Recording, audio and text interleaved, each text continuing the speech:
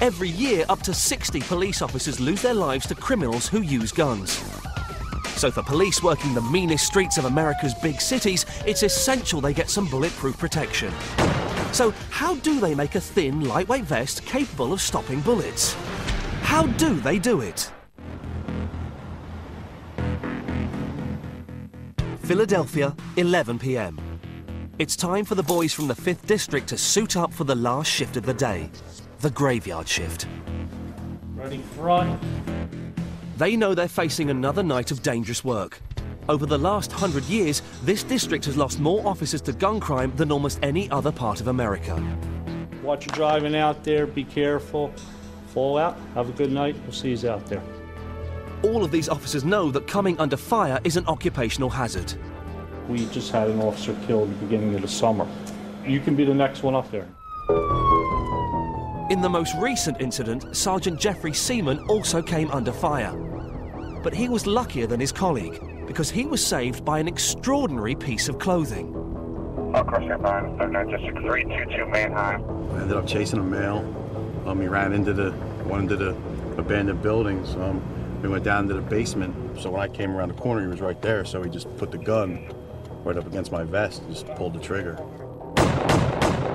Incredibly, despite being shot in the chest at point-blank range, Sergeant Seaman survived, thanks to his bulletproof vest. The idea of creating lightweight, flexible armour isn't new. The earliest forms were developed by the Japanese, who used thick wads of silk to stop low-velocity musket bullets. But in order to stop a high-velocity bullet from a modern gun, you need to create a piece of underwear that is both flexible and has the strength of steel. Here at Armour Holdings, they manufacture some of the most sophisticated flexible armour ever developed. The problem is to create a garment that's not just capable of stopping bullets, but is still lightweight and thin enough to work in, as company director Tim Smith explains. There's a number of materials that we use in developing soft body armor, and each of them have desirable characteristics. Modern lightweight body armor was first developed with Kevlar, a fabric invented to replace steel belts in car tires. Now other ballistic fabrics such as Spectra and Dyneema are also used, which weight for weight are an incredible 5 times stronger than steel thanks to their special type of weave. One of the things that you want to do is be able to dissipate energy. If it's held like this and you impact the side of it with a projectile, it has to propagate energy quickly up and down the length. In effect, the material works like a soccer net, spreading the bullet's impact out over a wide area. So, rather than slice through the fabric, its energy is dispersed. Even so, one type of material alone isn't enough to stop a bullet. So armour utilised 4 different layers of fabric, each with slightly different properties. The man in charge of testing and studying the effects of gunshot on these materials is ballistics expert Bruce Weber. Here's a common woven material, and you notice it's a very coarse weave here. And we put that weave out front. This first layer uses fibres called aramids, and these fibres are designed to stretch like spider silk, slowing the bullet down. Back here is a material from Russia. It's known as Autex. If you notice, it's a real tight, fine weave. This tight weave Artex will further slow the bullet, dissipating its energy. We've coupled it with a non-woven material, a polyethylene.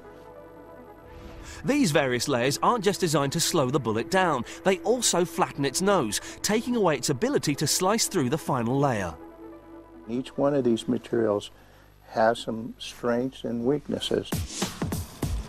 But unlike cheap sportswear from your local mall, you certainly won't be finding any imperfectly made jackets in the bargain bin, because every one of these vests has to comply with strict government specifications. And there's just one way to do quality control. That's with a handgun. First, the vest is placed on a clay mannequin. Then it's shot at point-blank range. And the results filmed with a slow-motion camera. Seen here in ultra-slow motion, it's possible to follow the bullet as it blasts from the gun at almost 250 meters a second. That's the same speed as a jumbo jet. When it strikes the vest, each individual layer of fabric acts to dissipate its force, causing waves to spread across its surface like ripples on the surface of water. When Bruce removes the jacket, the mark on the clay shows him how the bullet's energy has been spread and dissipated. The jacket has done what it's designed to do, and that is prevent the bullet penetrating the torso. Even so, the velocity of the bullet can cause serious internal injury, but hopefully the jacket will still have saved the victim's life.